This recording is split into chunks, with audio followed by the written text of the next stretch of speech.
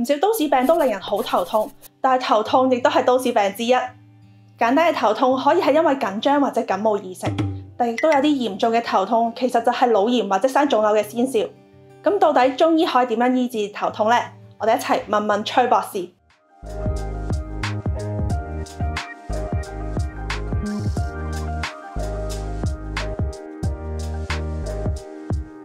我哋知道一般嘅頭痛咧，可以分為原發性啦，同埋繼發性嘅。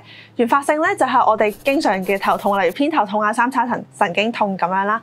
而繼發性嘅頭痛咧，就係由其他身體部位咧引致嘅頭痛，包括咧可能係牙痛啊、M 痛啊，或者我哋瞓得唔夠所引致嘅。咁 Dr. 崔啊，我想問下咧，喺中醫嘅角度咧，到底頭痛係分幾多種嘅咧？中醫嘅典籍啊，嗰啲特別啲內科書咧，通常都將頭痛分開兩類。就外感頭痛同埋咧內傷頭痛。外感頭痛咧又分開三類，就風寒嘅頭痛、風熱嘅頭痛同埋風濕嘅頭痛。咁啊內傷頭痛咧就身體內部嘅問題啦。咁啊有4個虛嘅症型啦。第一個咧就係屬於陰虛嘅，我哋叫肝陽上亢啊。第二個咧就係腎虛啦。第三就係脾虛。咁仲有嘅血虛。咁啊有2個實症，一個咧就係痰濁。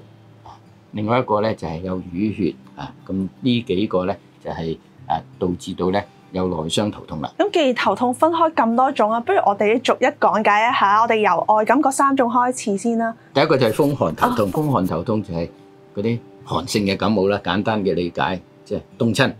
咁呢種頭痛咧就係頭上面咧，因為風咧就會向上侵襲我哋頭部，阻壓咗我哋嗰啲陽氣嘅，咁啊不通就則痛啦。呢種痛咧就有啲風寒感冒嘅特點啦，譬如話除咗頭痛之外啦，嗰個人咧有尖寒尖凍啊，或者咧就膊頭緊緊啊、頸緊緊啊，同埋咧就係周身酸痛啊、流清鼻水等等嘅。哦，咁就根本就係我哋平時感冒嗰啲症狀啦。就係啦，風寒感冒凍親嘅症狀。咁中醫到底會點樣去醫治呢啲風寒嘅頭痛咧？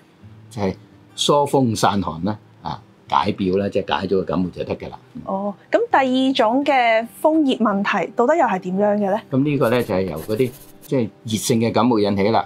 咁通常咧都係由一啲咧風熱嘅邪氣啊，又係侵犯我哋嘅頭部，嚴重嗰陣時咧脹到咧爆開咁滯，有啲喉嚨痛啦，有時會發燒，但係咧怕凍都有少少啦，都係感冒啊嘛。呢啲咧就係叫做風熱嘅外感引起嘅頭痛嘅。咁呢啲風熱外感嘅頭痛係點樣嚟嘅咧？風熱有熱啊嘛，嗰啲熱氣啦或者炎熱嘅嘢咧向上燒，就燒到頭部啊，我哋嗰啲孔竅啦，咁啊令到咧就產生呢個痛楚。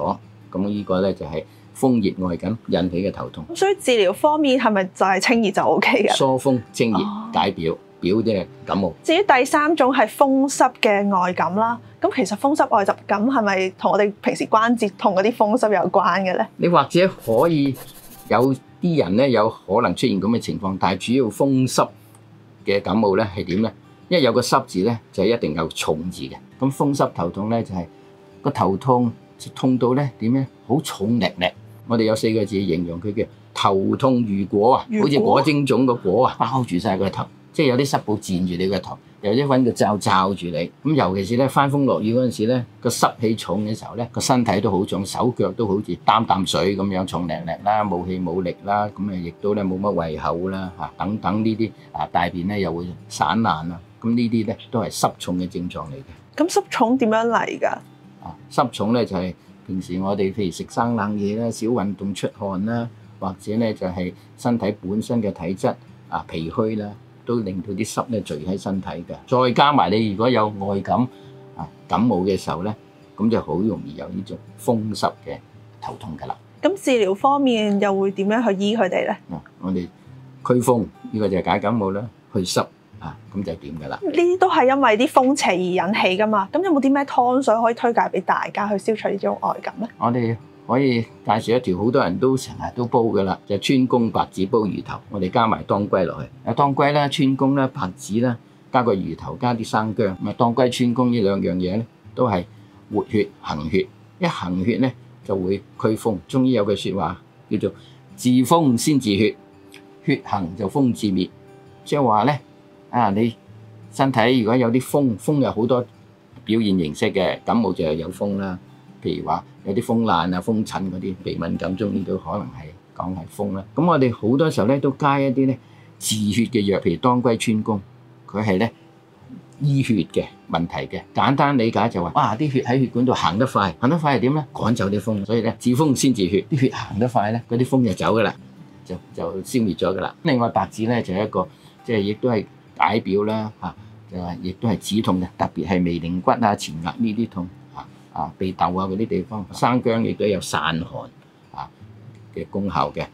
咁仲有啦，個魚頭咧，魚頭可以補虛啦，亦都可以咧有一啲咧就係即係驅風散寒嘅作用嘅。咁頭先個湯有呢個大魚頭，我想問有冇話揀邊一種魚會比較好啲咧？你已經噏中咗大魚頭，大魚嘅頭，或者咧就鯇魚啦。我哋廣東人食嚟食去多數都係中意用呢兩種魚頭嘅。我哋係咪洗乾淨所有食材煲落去煲湯就可以咧？呢個咧就相信好多人都識煲㗎啦，川芎白芷煲魚頭嚇。一般都唔使整啲藥材啦，大魚頭可能咧加幾片薑煎佢啦，劈咗啲腥咧，然之後咪一齊煲佢咧個零鐘。咁調味就飲得㗎啦。咁頭先都有講過啦，內傷咧有分6種啦，仲有虛實症。不如我哋又逐一講解一下。第一種虛症咧，就叫肝陽上亢，呢個咧就屬於陰虛嘅。咁係點樣嘅咧？呢種頭痛咧，其實就係高血壓引起頭痛嘅其中一種嚟嘅。一講親個肝咧，梗係同情緒有關嘅。咁呢啲咧多數咧就係話嗰啲情緒咧即係激烈啊。譬如話突然間發嬲，成個頭佢自己都會覺得脹晒嘅，眼都紅埋。咁呢種咧，佢嘅血壓就會高㗎啦。咁呢種嘅頭痛咧，頭暈啦，仲有咧肝經經過呢啲肋骨嘅地方咧，都會脹痛，就煩躁失眠啊、口苦啊、口乾啊等等嘅。咁到底係點樣嚟？真係因為我嘅情緒問題而引起嘅？係啦，冇錯，就係因為情緒問題。中醫認為咧，肝主疏泄，疏泄最主要咧疏泄嘅情緒。但係調翻轉頭喎，你情緒疏泄嗰度氣血湧晒出嚟咧，有部分咪衝上個頭咯，咁個頭咪脹晒咯，咁頭痛啊、頭暈啊。咁我哋可以點樣治療呢啲肝虛嘅問題咧？呢啲通常咧都認為咧係陰虛，咁我哋咧就係特別係肝腎陰虛，我哋滋補肝腎啦，同埋咧要平肝，將佢拉翻落嚟潛陽，將啲陽氣咧撳翻啦。咁第二種虛症咧？第二咧就係腎虛啦。咁一腎虛咧，個腦就空㗎啦，我哋形容佢係空痛啦，即係個腦好似空虛，隱痛咁樣啊。咁呢種咧就係腎虛引起嘅頭痛。咁咧同時咧腎虛咧多數有腰膝酸軟啦、耳鳴啦、頭暈啦、夜尿多啊、白帶多等等咁呢啲咁嘅症狀嘅。所以呢啲人就係唔諗嘢佢都頭痛啦。係啊，因為腎虛，中醫認為咧腎主腦髓咁如果腦髓空虛嘅時候咧，就會出現呢種叫空痛嘅情況㗎啦。咁我哋個腎虛衰咗，腎氣虧虛啊，或者腎精虧虛咧，導致到咧嗰個腦髓啊就少咗嘢啦，少咗嘢佢咪空啦。逢係你供養啲嘢唔夠，佢亦都會痛嘅，咁就叫不榮則痛啦。咁中醫點樣治療啊？係咪真係幫我哋補翻啲營養？補腎同埋咧填精，即係將啲對個腦髓有用嘅嘢加翻俾身體。咁至於第三種虛症係脾虛係咪？脾虛呢種咧，好多時又導致到咧就會容易咧營養不良，因為脾主嗰啲水谷精微嘅運化，精微物質即係營養物質啦，同埋咧脾係後天之本，生化之源。脾虛咧呢個營養就唔夠。咁脾虛嘅人頭痛一樣咧，就好似腎虛咁啊，胸痛，即係空虛隱痛咁樣。加埋啲脾虛症狀啦，譬如話個人攰賴賴啦，冇胃口啦，同埋咧就大便散爛啦，咁呢啲咧就係導致到我哋叫脾虛頭痛啦。咁到底脾虛頭痛點樣嚟咧？係咪真係諗得嘢太多，思慮傷咗脾就先會咧？好鬼叻女啊！冇錯，思傷脾係其中一個原因啦。仲有咧就脾為後天之本。如果你脾虛嘅人咁平時譬如好食生冷嘅嘢啊，又或者咧就係好似你咁講思慮過度啊，導致到嗰個運化水谷精微嘅能力弱咗，或者生化之源咧亦都弱咗，即係啲營養物質唔夠供應，不榮則痛啦，腦部唔夠供應，又嚟痛啦，胸痛啦。所以個治療方法係咪都同腎虛相近？我哋就健脾啦，健脾益氣，咁就掂㗎啦。咁至於第四種虛症咧，可唔可以都同我哋講解一下？呢個血虛特別係心血虛心血虛咧會導致到咧我哋嘅嗰種頭痛係隱隱痛啊，成日愣住咧，唔係咁易好嘅。咁呢啲咧都係身體虛弱啊，特別係貧血嘅一種表現，好容易咧出現咧。除咗頭痛之外，會心悸啦、失眠啦，個人咧就係面色蒼白啊、白曬冇血色啦，就係咧手腳無力等等嘅。咁血虛嘅頭痛係咪就係得啲貧血嘅人先會有嘅咧？多數係貧血嘅人啊，咁多數我哋話心血唔夠啦啊，咁呢啲人咧，因為你氣血唔夠，特別啲陰血唔夠咧，你唔能夠榮潤個頭腦啊嘛。咁所以治療方法我哋都係榮潤翻我哋頭腦就可以。係啦，滋陰養血啦，補陰啦，養血啦，因為血屬陰。咁至於實症咧，實症都有兩種噶嘛，可唔可以都再講解下咧？一種咧就係痰濁嘅頭痛啦，即係話身體咧有痰啊，啲痰濁好多痰，阻滯咗咧我哋頭部嗰啲經絡氣血嘅流通，同埋咧阻閉咗嗰啲孔竅啊。呢個其實亦都係另外一種咧高血壓引起嘅頭痛，中醫症型嘅一種嚟嘅。我哋好容易咧，譬如話成日咧好多痰出嚟，又會啦，又或者痰濁咧阻住咗我哋啲脾胃啊等等胸口地方咧，成日胸悶啊咁樣嘅。咁呢啲就係痰濁嘅問題啦。同埋嗰個人咧，通常比較上咧係會肥肥等等啊，飲食冇節制啊，都容易導致到呢一種咁嘅體型體質出現嘅。我哋應該可以點樣去清理呢啲痰咧？一定要化痰啦，降液將佢升上去嗰啲嘢咧就拉翻落嚟咁個血壓亦都會咁樣拉落嚟啦，咁個頭痛就跟住慢慢消除啦。咁最後一種實症咧，就係呢個血瘀，可唔可以都同我哋講解一下？血瘀咧，血瘀嘅頭痛就係話我哋嘅頭入邊咧係有啲淤血嘅存在。咁中醫淤血嘅定義可能咧就係有啲腫瘤啊，有啲嘢生咗喺度啦，又或者咧就係外傷啦，出血形成咗啲淤血。咁另一句説話就話久病必瘀，譬如話啲嘢留咗喺入邊清唔到，唔等使嘅嘢咁耐咗啦，變成淤血。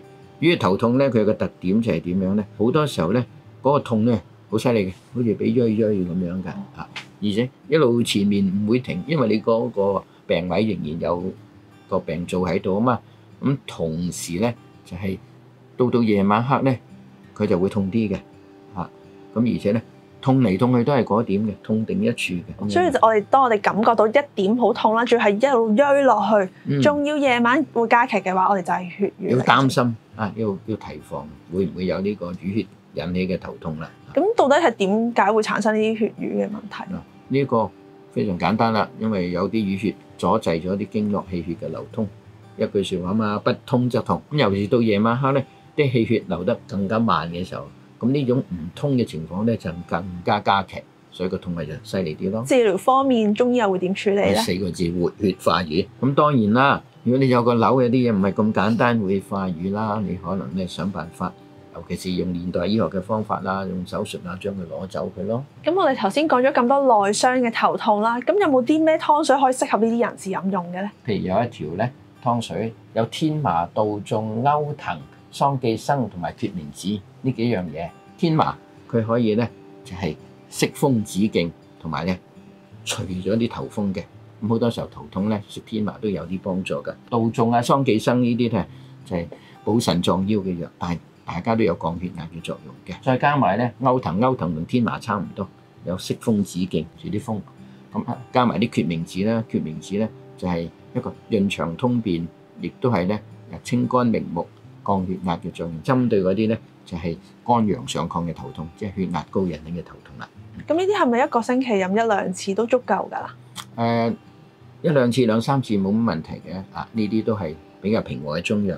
咁但係小朋友就唔需要飲呢啲嘅。其他譬如仲有個虛性嗰啲頭痛啦，我哋揾啲補益氣血嘅啦，譬如話加啲天麻落去都有用嘅，因為驅頭風止頭痛。譬如話健脾補氣嘅黨參啦，有行血驅風嘅，咁當歸川芎啦，加啲龍眼肉就係咧養血嘅，咁氣血都照顧埋啦，又等到氣血流通啦，又驅頭風啦，咁容易咧控制到個頭痛啦。咁呢啲嗰啲虛性頭痛，脾虛腎脾虛咁嗰啲人就啱嘅。脾虛血虛啊。如果有啲人情況係因為佢哋嘅情緒影響，係咪都仲有啲湯水可以介紹俾佢哋咧？係，咁我哋通常咧都會建議用啲疏肝解鬱嘅嘢，譬如話咧玫瑰花啊、菊花啊，咁亦都可以咧加一啲咧黨參，佢都係平性嘅。咁啊有啲百合啊、柏子仁啊，咁呢類嘢咧都係令到嗰個人咧嘅情緒咧會穩定啲，咁嚟消除佢嗰個即係緊張情緒，咁嗰個頭痛咧可能會舒緩到咯。咁有冇話係咩人容易啲有頭痛咧？因為我有好多女仔 friend 咧，即係話一嚟 M 就會頭痛，係咪女性會容易啲嘅咧？其實頭痛咧真係好多原因嘅，都相當複雜嘅。咁一般咧喺日常生活上常見嘅原因咧，譬如話精神緊張啦、過度疲勞啦，或有啲人中意咧飲好濃嘅茶或者好濃嘅咖啡啊，又容易失眠啊，咁呢啲咧都會導致頭痛嘅。的確咧有種頭痛就偏頭痛咧，啲女士咧係多過男士嘅，甚至咧有3:1咁嘅比例嘅。個原因就係話女性咧就係因為有月經週期啦，又或者懷孕啦，或者更年期嘅時候咧，嗰啲荷爾蒙咧就容易咧會變化，咁呢個時候咧就容易引發到佢嘅頭痛啦。咁另外講翻偏頭痛都係佢個發病率咧就以嗰啲後生仔啦個發病率係高啲嘅，咁越大嘅發病率咧就相應咧就反為低啲。咁有冇話咧點樣嘅頭痛咧？我哋一發現自己有啦，我哋就最好去求醫咧。如果你突然間個頭痛發作，而且係發作得好劇烈嘅，咁劇痛嘅，咁你就一定要咧盡快咧就係揾醫生或者求醫，排除咗咧可能咧係顱內嘅問題，特別係腦出血啦，又或者咧係你嗰個血壓突然間升到好高啦，同埋咧青光眼啊咁樣。講到血壓高咧，我記得之前我都介紹過，我講三高嘅時候講過我老豆佢曾經咧高血壓點知咧冇幾日佢血壓突然間升高超過200，痛到爆炸，咁入醫院，好在咧入得快，我就俾醫生鬧咗一大輪啦嚇。咁呢個咧就係我哋要留意嘅，突然間好劇烈嘅頭痛發生咗。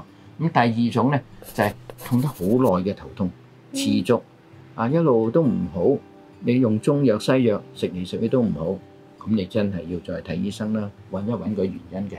第三咧就係你頭痛得嚟咧，你出現一啲全身性嘅症狀，周身酸痛發燒等等，咁呢個時候咧就你最好就去排除咗你係一啲外感引起嘅頭痛啦，風寒風熱好，確保就唔係感冒引起嘅。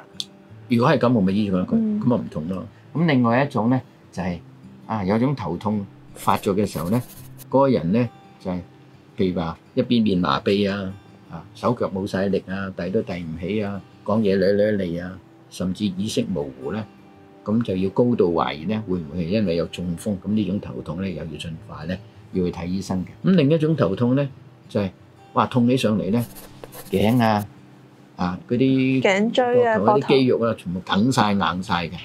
咁呢啲咧我哋亦都要排除會唔會係一啲咧感染性嘅頭痛啦，腦膜炎諸如此類。咁另外仲有一種頭痛咧就係跌倒，我哋咧亦都要排除咧有一種腦出血嘅現象，顱內壓高咗而引起呢種頭痛。我記得一個例子後生啲嘅時候咧中意踢波咁我喺醫院做嘅時候，放咗工咧就約埋一班波友咧就喺醫院嘅球場嗰度咧就踢波。咁試過有一場波咧，有個波友咧就俾人跌親，向後咬，成個後腦跌落地，真係睇到嗰種嘔吐咧噴射式嘅。好在喺醫院即刻就係由球場咧轉入去病房，咁跟進咗10幾日咧，先至發現就係真係有腦出血，咁搞掂翻，咁都留醫咗10幾日㗎。所以跌親呢啲頭痛咧，真係可大可小，我哋真係冇錯要 check 清楚有冇內出血。係啦，仲有一種咧就係淤血嘅頭痛啦。之前我哋提過啦，我哋驚住咧就係話腦入邊咧有一啲出血嘅情況，瘤出血等等，呢啲有淤血呢啲淤血頭痛成日都係嗰度痛，夜晚又犀利啲痛到咧去鋥你咁樣，就嗱一聲要睇醫生，照下個腦咧最緊要。咁我有啲朋友咧就話佢都成日頭痛啦，最痛到裂開，所以佢就會走去食止痛藥，日日咁樣食。咁呢啲食止痛藥有冇話有啲咩壞處，或者我哋可以點樣幫佢減輕呢啲頭痛嘅問題咧？嗱，如果你話長期食止痛藥，仲日日咁食，呢個已經係壞處啦，因為止痛藥一定有好多副作用嘅。第二咧，如果你食咗止痛藥都撳唔到，或者咧一藥起一個又嚟，咁長期咁食都唔係辦法。咁最好咧，真係切切實實去求醫，揾出真正嘅原因。咁你話我都做晒所有嘅嘢啦，又照晒驗晒，都冇事喎。可能一啲功能性頭痛，自己緊張啊，或者咧生活習慣唔好啊，咁咪喺嗰啲地方入手啦。咁或者尋求中醫啊，試下針灸啊、穴位嘅按摩啊，甚至咧外敷一啲中藥，咁嚟即係舒緩一下啦。或者我哋下一次可以講下呢啲方法嘅。今日多謝 Dr. Choi 咧，同我哋講解咗咧喺中醫嘅角度，頭痛係分幾多種。咁如果你有咩問題咧，歡迎喺下面留言俾我哋下集再見，拜拜。咁我知道咧有啲壞習慣都會令我哋容易頭痛嘅，例如啲人成日都話洗完頭唔吹頭，咁係咪真嘅咧？冇錯啦，洗頭夜晚黑，尤其是洗咗咧就抹下就算數，未吹乾就瞓覺。咁呢個咧就會引發有風寒濕邪嘅侵襲，令到咧出現頭痛嘅。咁我哋有冇啲動作或者穴位可以幫我哋舒緩下呢啲頭痛嘅問題咧？一般咧，我哋頭部有幾個穴位咧，都係普遍可以使用，包括咧喺我哋頭頂最高點嘅百會穴。嗱，如果大家中意呢個健康資訊嘅分享，就可以訂閱我哋健康媽嘅頻道，撳埋呢個鐘仔。下次再見。